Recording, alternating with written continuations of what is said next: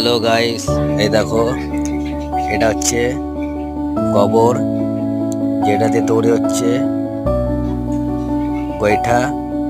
এটা হিন্দুস্তানিদের হোলি হয়, হোলিতে হোলিকা দহন পুজোতে লাগে। দেখো ডিজাইনটা কত সুন্দর ডিজাইন বানিয়েছে।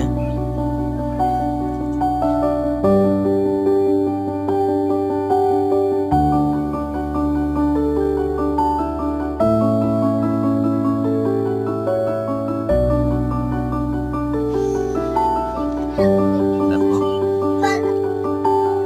হোলিতে হোলিকা দহন পুজো হবে, এটা জ্বালাবে। তখনও ভিডিও ছাড়বো, আমি ভিডিও দেখাবো। দেখো কত সুন্দর গোবর আছে, কাঠের গুঁড়ো, এটা গোবর, দুটো মিলিয়ে গোল করে ডিজাইন করে